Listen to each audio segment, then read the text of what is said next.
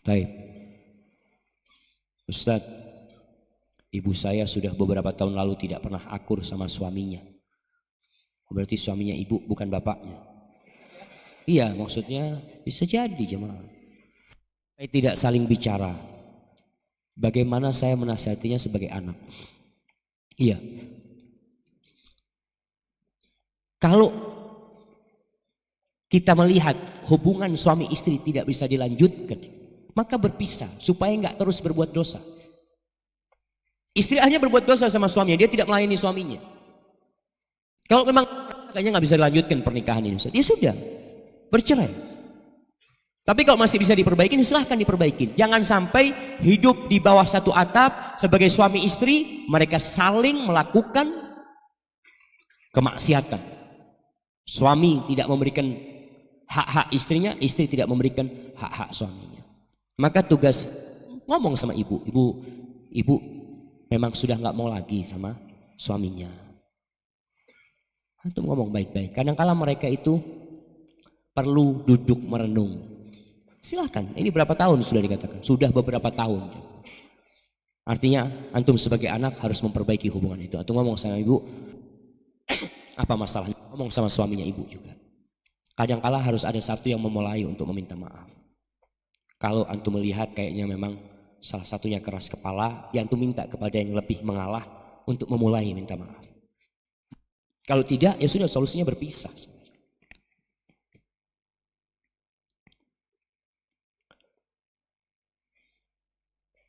Ustadz, tolong nasihati teman anak yang selalu riak. Tahu dari mana dia? Dan dia hadir di sini.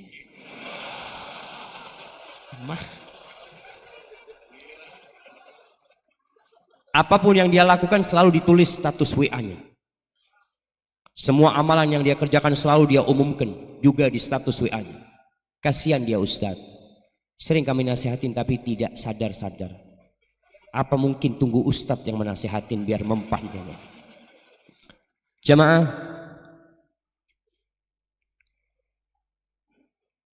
semua amalan yang bukan karena Allah Azza wa Jalla. Allah mengatakan wa qadimna ila ma amilu min amalin faja'alnahu haba'an manthura. Kami hadirkan semua amalan-amalan kebajikan, kemudian kita jadikan debu yang berterbang. Karena bukan untuk Allah Azza wa Jalla. Kita itu beramal, usahakan untuk menyembunyikan amalan kita. Jangan ada yang tahu kita beramal. Amalan yang ketahuan orang itu rawan dengan riya. Sehingga kenapa disunnahkan, dianjurkan sholat sunnah itu di rumah. Supaya nggak ada yang ngelihat. Sholat tahajud di rumah. Datang ke masjid, sholat subuh, sholat berjamaah. Qobliyah subuh kalau bisa di rumah. Ba'diyah, qobliyah zuhur, ba'diyah maghrib, ba'diyah isya. Nanti ini kita habis sholat isya berjamaah. Yang mau sholat sunnah ba'diyah di rumahnya. Tapi itulah Ustaz, ini kalau sholat sunnah di rumah berat Ustaz. Tapi kalau dilihat orang semangat Ustaz. Bahaya antum, harus ke dokter. Ada apa ini? Ria biasanya. Makanya berusaha nasihat anak, sayang antum beramal banyak tapi kemudian menyeret antum ke neraka. Ketahuilah, yang pertama menjadi korek api neraka itu orang soleh yang ria dalam amalannya, bukan perampok. Maka berusaha untuk menyembunyikan amalan kita. Barakallahu fikum. Bagaimana jika seorang anak ingin pacaran dan kita tidak dengan marah menasihatinya? Iya, artinya kalau dia masih ingin pacaran, ya tinggal dikasih nasihat. Nggak perlu marah-marah supaya dia paham. Ingat antum dengan seorang sahabat bukan ingin pacaran tapi ingin berzina. Dia tahu zina haram. Maka dia menjumpai Rasulullah SAW di Masjid Nabawi. Lagi ada banyak sahabat. Dia duduk, dia mengatakan, "Ya Rasulullah, i'dzan li bizina." Wahai Rasulullah, izinkan aku untuk berzina. Itu para sahabat marah. Pantas mereka marah. Tapi Nabi SAW mengatakan kepada anak muda itu, oh no, maju ke depan. Sampai dekat sama Nabi SAW, dekat sekali sehingga Nabi bisa pegang anak muda itu. Nabi memberi nasihat kepada dia. Apa kata Nabi SAW? Atardahu li ummik.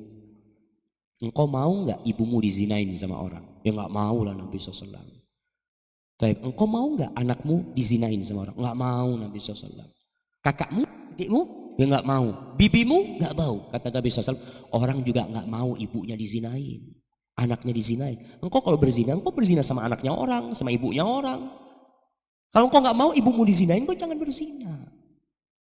Lalu Nabi SAW menepuk ya, anak muda ini, mendoakan dia, Allahumma tahhir qalbahu wa hassin farjahu. Ya Allah, sucikan hatinya dan jaga kemaluan dia. Akhirnya anak muda itu benci dengan perzinahan. Artinya di sini seorang ibu perannya dudukkan anaknya. Sampaikan bagaimana yang namanya pacaran tersebut. Bagaimana dampak buruknya. Nabi SAW tidak menyebutkan dalil dari Al-Quran. Beliau tidak membacakan wala taqrabuz zina. Karena orang ini faham dengan hukum. Masalahnya dia belum menerima hukum tersebut. Maka bagaimana membuat hatinya puas kalau larangan Allah itu untuk kebaikan dia. Ibu pun harus pandai-pandai bagaimana menasihatin anaknya tentang masalah pacaran.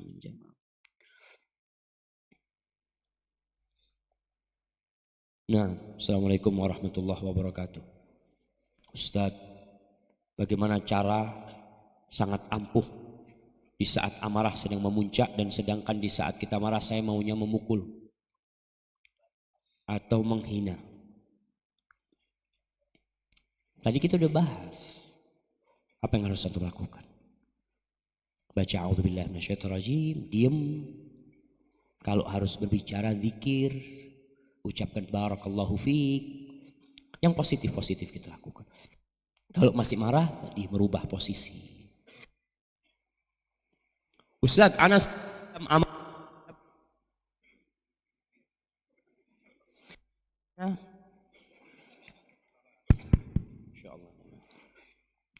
Anas amarah terhadap istri karena sering melawan dan bernada tinggi. Sudah sering ana nasihatin, tetapi tetap saja seperti itu. Mohon nasihatnya Ustaz. Apakah boleh ana talak istri ana dan ana cari istri yang baru? Atau ana bersabar dengan istri ana tapi ana tetap cari istri yang baru? Nah, antum istrinya baik-baik pun boleh cari yang baru. Nggak harus nunggu istri seperti ini. Kadang-kala kalau antum cari istri baru seperti ini, malah akan membuat antum jadi tidak adil. Karena antum nanti akan lebih condong kepada istri yang baru. Berkaitan dengan menasihatin istri, ada 3 tahapan menasihatin istri. Kebanyakan kita itu berhenti di tahapan pertama. Sehingga bertahun-tahun antum kasih nasihat istri, tetap istri bandel. Masalahnya di siapa? Ternyata masalahnya di suami. Nggak belajar bagaimana nasihatin istri. Yang pertama kata Allah Azza wa Jalla, fa'idhuhunna. Di surah An-Nisa ayat 35. Allah mengatakan nasihatin istri. Nasihat dengan cinta. Dengan harapan dia kembali dan sadar. Dikasih nasihat nggak mau. Tahapan yang kedua, wahjuruhunna fil madaji'. Jangan bicara sama dia. Jangan disentuh di ranjang. Ketika tidur, kayak baju seksi dekat-dekat sama antum, afwan, ana mau ngaji. Nah, ini tahapan yang penting. Karena kalau tahapan keduanya antum tidak lakukan, bertahun-tahun susah antum ngasih nasihat istri antum. Kenapa? Karena istri itu kadang-kala tahu kelemahan suaminya. Aduh, suami dikasih itu selesai sudah urusannya. Dia lupa sama kesalahanku. Kadang seperti itu. Allah Azza wa Jalla, Allah langsung jemaah yang memberikan arahan kepada kita, jangan disentuh istri. Supaya dia tahu, aku serius ngasih nasihat. Aku nggak main-main. Aku memang perlu sama engkau. Tapi kalau engkau seperti ini, enggak kayaknya. Nabi SAW pernah mendiamkan istrinya 1 bulan jemaah, nggak disentuh istri. Nggak didatengin istri. Itu proses memberikan nasihat. Setelah antum tidak ajak dia bicara sebulan umpamanya, antum ngomong sama dia, gimana? Engkau masih mau melanjutkan atau tidak? Kalau dia mau berubah, alhamdulillah. Tidak mau berubah, Allah mengatakan wadribuhunna, pukul mereka dengan pukulan yang tidak melukai. Kalau bermanfaat, kalau nggak berguna ya udah. Antum katakan, ya udah sepertinya kita cukup sampai di sini. Karena visi dan misi kita berbeda. Sudah, ceraikan dia dengan cara yang baik. Itu perintah Allah Azza wa Jalla. Barakallahu fikum. Ustaz, suami saya punya hobi baru. Suami saya sedang senang-senangnya dengan hobinya. Sebagai istri saya suka jengkel. Karena kalau dinasihatin untuk sholat suka menunda-nunda. Dan melanjutkan memainkan hobinya itu. Tolong nasihatin Ustaz. Suami saya hadir di kajian ini. Masya Allah. Ini Ustaz suruh nasihatin fulan, nasihatin fulan, nasihatin. Nah, jamaah, kadangkala kita ini jenuh dengan kehidupan kita. Jenuh dengan rutinitas kita. Maka antum harus tambah rutinitas yang baru. Contohnya, anak ini Ustaz, udah biasa sholat malam Ustaz ya. Ya antum tambah dengan sholat duha. Antum baca Al-Quranul Karim. Cari rutinitas, aktivitas yang baru. Istri pun seperti itu. Bagaimana menciptakan di rumah itu suasana yang tidak menjenuh suami. Apa yang bisa dia lakukan? Ajak suaminya, bang, kita udah lama gak main petak umpet bang. Ini permainan real ya mah. Anda itu kadang-kala pulang ke rumah, anak-anak sudah nunggu. Abah, ya Allah main petak umpet. Anda punya anak yang umur 3 tahun setengah, kadang-kala bapaknya datang langsung dia ke tembok. Wahid, Itsnain, semuanya suruh sembunyi sudah dia. Artinya bikin suasana yang membuat ada baru di rumah. Istri pun berusaha untuk menciptakan kondisi seperti itu. Sehingga hobi main gamenya ini bisa ditinggalkan. Kalau suami tetap main game, ya anti bismillah. Pegang Quran, duduk di sebelah suami. Baca Yasin wal Qur'anil Hakim. Itu suami main game sampai ini doakan anak mati atau apa. Artinya baca Quran. Kasih kegiatan positif hingga suami jadi malu. Iya jemaah. Jadi kalau anak merasakan sendiri. Ketika anak pegang HP yang lihat istri anak ngaji. Anak sedang jawab WhatsApp, anak itu jadi malu. Hanya anak taruh.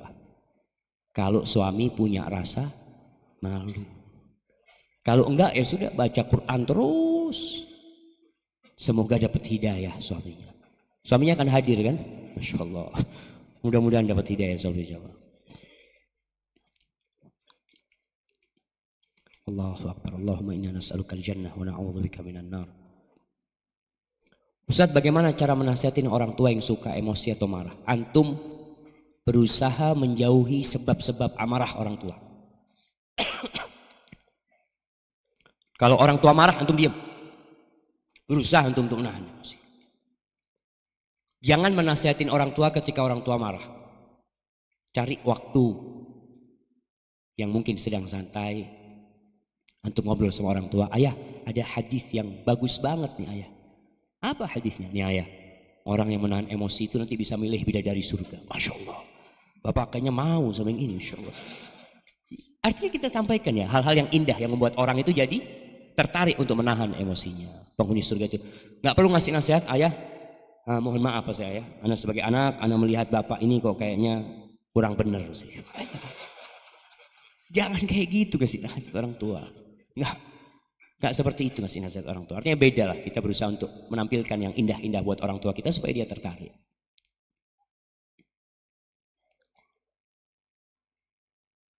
Ustadz, bagaimana menasihatin teman yang sudah tahu ilmunya tapi ia masih tetap melakukan dosa, tidak mengamalkannya?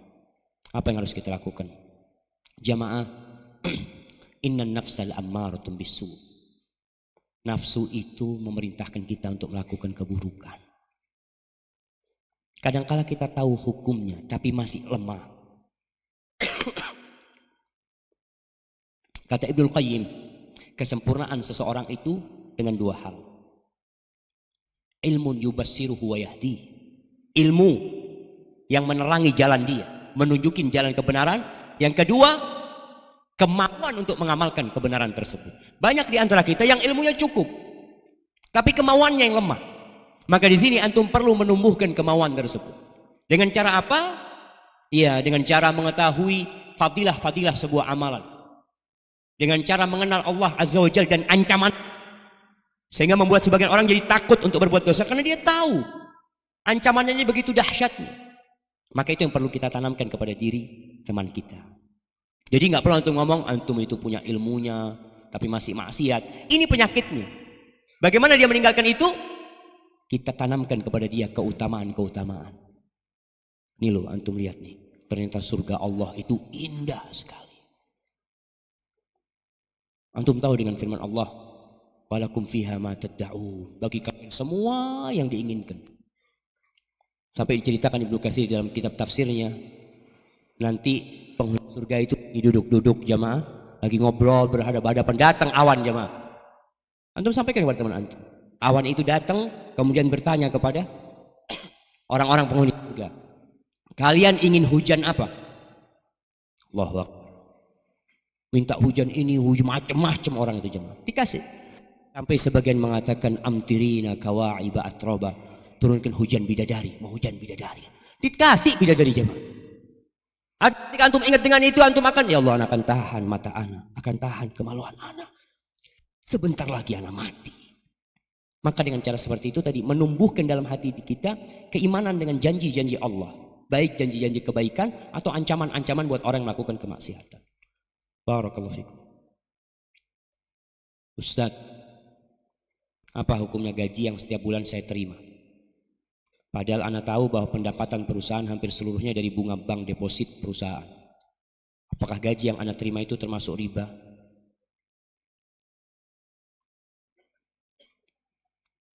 Antum kerjanya apa? Sebab ana akan memutuskan untuk keluar dari perusahaan jika memang ini riba. Wallahu a'lam jemaah.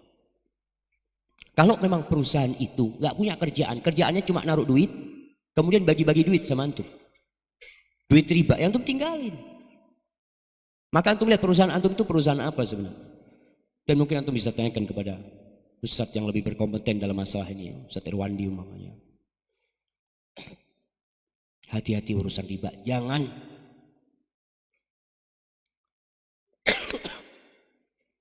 Kayaknya ini terakhir sudah. Jangan meremehkan urusan riba. Antum tanya, antum kerja di tempat apa sebenarnya? Kok bisa gaji antum bukan dari usaha perusahaan tersebut? Karena usaha perusahaan itu tersebut cuma naruh duit di bank sebagai deposit. Seharusnya nggak ada apa antum kerja. Ya kan tinggal tidur di rumah, duitnya ada deposit masuk ke dia. Berarti ada sesuatu yang mungkin antum belum sebutkan di sini. Wallahu a'lam bishawab. Pertanyaan terakhir. Assalamualaikum warahmatullahi wabarakatuh. Ustaz, bagaimana sikap kita ketika teman yang sehari-hari bergaul dengan kita tinggal seru, tidak menyukai amalan sunnah yang kita lakukan dan malah cenderung memusuhin kita? Apakah kita boleh menjaga jarak yang dengan tidak menyapanya? Padahal hal ini jelas dilarang ketika kita saling bermusuhan lebih dari 3 hari. Siapa banyak orang yang benci sama sunnah itu karena nggak tahu sama sunnah. Rasulullah SAW 13 tahun itu dibenci sama kaumnya dan berakhir dengan pengusiran, bahkan makar untuk membunuh Nabi Muhammad SAW. Tugas kita adalah menunjukkan keindahan sunnah. Kalau antum malah menjauhi dalam kondisi seperti ini, malah dia tambah benci sama sunnah. Maka nasihat ana, antum bergaul kepada dia dengan cara yang baik. Tunjukkan akhlakul karimah. Ketika antum belajar sunnah, antum semakin menghargai dia. Karena ahlus sunnah wal jamaah ini adalah manusia yang paling penyayang kepada orang lain. Baik yang menyelisihi dan memusuhi atau yang sama dengan mereka. Dia berharap semua orang dapat hidayah. Maka kalau antum dapat saudara-saudara antum yang belum mengenal sunnah, antum harus ada dalam hati keinginan untuk berbagi hidayah dengan dia. Dengan cara apa? Tadi menunjukkan keindahan sunnah ini. Kalau dicaci maki oleh dia, dengarkan firman Allah, idfa' billatihi ahsan, balaslah dengan yang lebih baik. Tidak membalas cacian dengan cacian, tapi membalas cacian dengan ucapan terima kasih. Dikatakan engkau itu ya sesat macam-macam. Doakan semoga anak dapat petunjuk, anak sedang belajar. Kalau mungkin antum ingin ngasih nasihat anak, silahkan. Jadi semoga kita bisa menyampaikan agama Allah ini kepada saudara-saudara kita. Ini yang bisa anak sampaikan jamaah, kurang lebihnya anak mohon maaf. Semoga Allah mengampuni dosa-dosa kita, menghapuskan kesalahan-kesalahan kita, menyembuhkan yang sakit di antara kita dan yang sakit di antara umat Islam. Innahu waliyyu dzalika wal qadir alaih. Subhanakallahumma bihamdika asyhadu an la ilaha illa anta astaghfiruka wa atubu ilaik. Wassalamualaikum warahmatullahi wabarakatuh.